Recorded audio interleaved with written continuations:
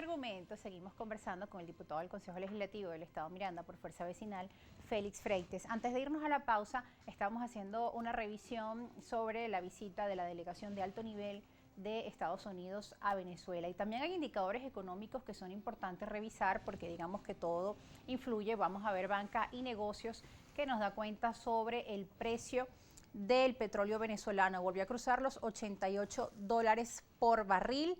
El crudo Merey, que es la referencia internacional del petróleo venezolano, por segunda vez en el año 2022 vuelve a cotizarse en promedio mensual por encima de los $88 por barril, mostrando un aumento del 5.6%. Esto de acuerdo a la data que entrega el gobierno de Maduro a la OPEP.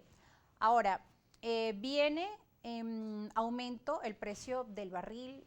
Vemos estas negociaciones con Estados Unidos que se esperan que obviamente sean en materia energética, dada la coyuntura global, el conflicto entre Rusia y Ucrania. Hace par de días el presidente de Francia, Emmanuel Macron, también decía a Biden: necesitamos el petróleo de Irán, necesitamos ya el petróleo de Venezuela. El petróleo de Venezuela debe volver al mercado. Bajo este contexto, ¿cuál es la visión que tiene usted como diputado de Fuerza Vecinal y también desde su experiencia política?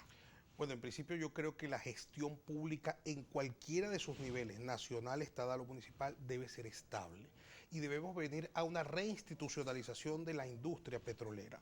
Yo creo que el levantamiento de las sanciones es necesario para que Venezuela pueda retomar una vía normal de comercialización de hidrocarburos, es decir, que se pueda prepagar nuestro petróleo a PDVSA en las cuentas internacionales que posee el Estado venezolano. Ahora, eso pasa porque este diálogo avance, eso pasa por el restablecimiento de nuestras relaciones diplomáticas con Estados Unidos. Nosotros creemos que debemos reinstitucionalizar el país. Es decir, nosotros no podemos apostar a la destrucción de Venezuela.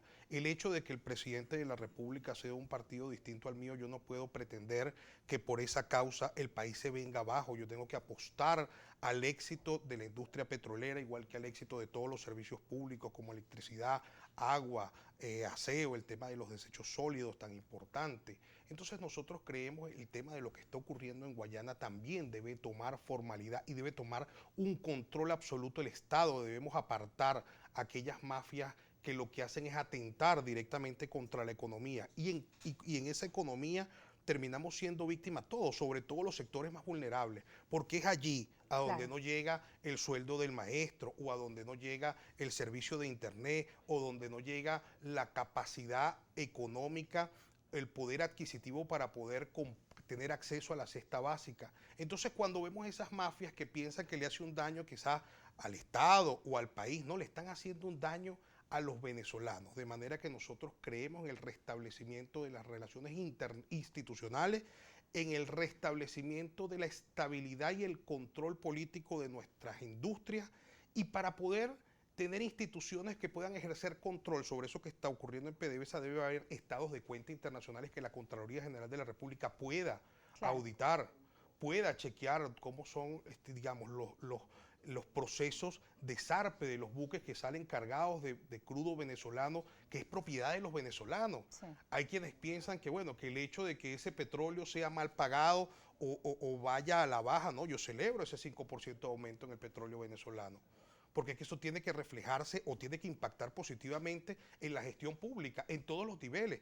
Hay casi 200 alcaldías que únicamente dependen, Rosa, del situado constitucional. A esa gente el gobierno central debe enviarle dinero y ese dinero definitivamente Nuestras escuelas proviene. públicas, nuestros Es hospitales, así. sin contar, bueno, con todo lo que necesitan, por ejemplo, el acueducto metropolitano, bueno, entre otros que ya sabemos cómo está el tema, por ejemplo, del agua y de la luz, de los servicios públicos, que pasa también por temas de infraestructura. Hay preguntas que nos están llegando ya por parte de nuestra audiencia. Vamos a empezar haciendo la revisión de ellas. El señor Ramón Ramos, el líder, le dice: ¿por qué el gobierno y funcionarios de Estados Unidos se reúnen con miembros de la plataforma unitaria y no con su partido o con movimientos que dicen ser independientes? ¿Se reúnen ustedes aparte con el gobierno y con Estados Unidos? Le pregunta Ramón Ramos, el líder. Mira, nosotros estamos abiertos a reunirnos con quien tengamos que reunirnos siempre que la reunión y la agenda esté centrada en la solución de los problemas de la gente. El problema es cuando se hacen reuniones y se hacen diálogos y al final eso no termina impactando en nada. Es decir, en esa agenda debe estar metida, por ejemplo, todo lo que tiene que ver con el sistema educativo. Está. el sistema de salud pública, está allí metido. Claro. Es decir, ¿cómo nosotros hacer para sentarnos en un diálogo que al final tenga un resultado de beneficio al colectivo? Por eso Fuerza Vecinal, mira, venimos trabajando, más que viendo estos escenarios nacionales de reuniones de la plataforma, del G4, del gobierno, venimos trabajando en las bases, en las comunidades, para convertir, y por eso vemos que de repente hay una señora que va a una escuela y ve que en la escuela se rompió un pupitre y le dice al esposo, vamos a reparar el pupitre. Eso es Fuerza Vecinal. La Fuerza Vecinal es una fuerza de cambio que emerge desde la comunidad, desde la sociedad, porque todos estamos convencidos de que la solución a los grandes problemas estructurales del país, es decir, el problema de transporte público que tiene una persona de los Valles del Tuy para llegar a Caracas, no está en un gobierno, está en el mantenimiento que el chofer de una unidad y los usuarios puedan darle esa unidad para que esa unidad funcione. Entonces, esto es una solución que nosotros la vemos como una solución colectiva. Por eso nos estamos preparando de cara a procesos electorales, como las primarias o como las elecciones del 24, pero nos estamos preparando desde la base. ¿Cómo se preparan para esas primarias, por ejemplo? Bueno, veíamos ahí una encuesta, disculpe que le interrumpa, de Datincore, donde, por ejemplo, David Uzcategui y Gustavo Duque figuran entre esos candidatos presidenciales. Sí, yo creo que Fuerza Vecinal le ha mostrado al país un ejemplo de lo que puede ser una gestión pública eficiente que impacte en la gente, que dé respuestas, que dé resultados. Por eso Fuerza Vecinal han emergido estos liderazgos como Gustavo Duque, o como David, o como Morel Rodríguez en Margarita. Tenemos un gobernador también en Fuerza Vecinal trabajando, y vemos que la gente se ha unido voluntariamente a hacer gestión. Bueno, pero es que no hay plata, bueno, pero hay voluntad, y eso es Fuerza Vecinal. Y han llegado también algunas denuncias, por ejemplo, el tema de Fospuca. Fíjense, la población ha hecho algunas denuncias también de diferentes temas, o por ejemplo lo ocurrido en Chacao, que también movió muchísimo pues las redes sociales en contra de lo que ocurrió, la detención de los jóvenes que habían hecho un mural. Sí, bueno, yo te puedo dar un cuento de eso que ocurrió en Chacao. Nosotros acabamos de firmar un convenio con 3 universidades y ayer el alcalde Gustavo Duque estuvo reunido con cada uno de esos muchachos, un poco para prestarles todo un apoyo social, psicológico, y ellos decían, ¿cuál fue la causa de que ellos estuvieran allí? Había gente detrás de que ellos estuvieran allí tomando las acciones que estaban tomando. Ahora, ¿cuál es nuestra acción? ¿Y cuál es nuestra propuesta? ¿Y cuál es nuestra alternativa? Hicimos un convenio con las universidades donde a partir de este próximo semestre, todos esos muchachos que fueron detenidos decidieron estudiar Derecho y han sido becados por la alcaldía de Chacao. Es decir, pero no por la alcaldía de Chacao, que la alcaldía de Chacao asumió un compromiso financiero. Hubo además un compromiso de ellos de ser estudiantes de excelencia en 2 universidades privadas que los han aceptado, y ya esos muchachos están incorporados. ¿Se entendió que se presentó algún error en el procedimiento?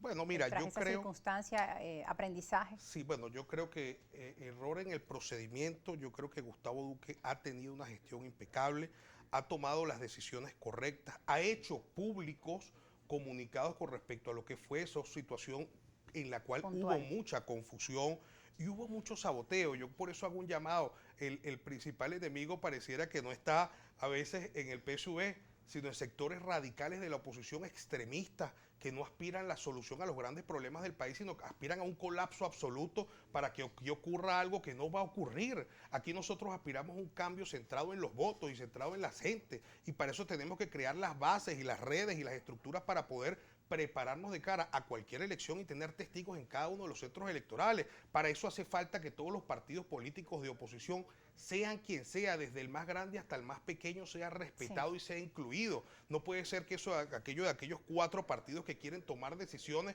como que si fueran la gran fuerza del colectivo opositor, cuando realmente hay decenas, centenares de dirigentes que son los que viven todos los días los problemas que sufre la gente y están trabajando en las soluciones. Entonces, aquel que está apartado de esa realidad, la única opción o la única alternativa que le queda es el colapso. Señores, el colapso no va a venir porque simplemente nosotros estamos aquí en Venezuela para salvar a nuestro país, porque nuestra familia está aquí, igual que la de muchos de ellos.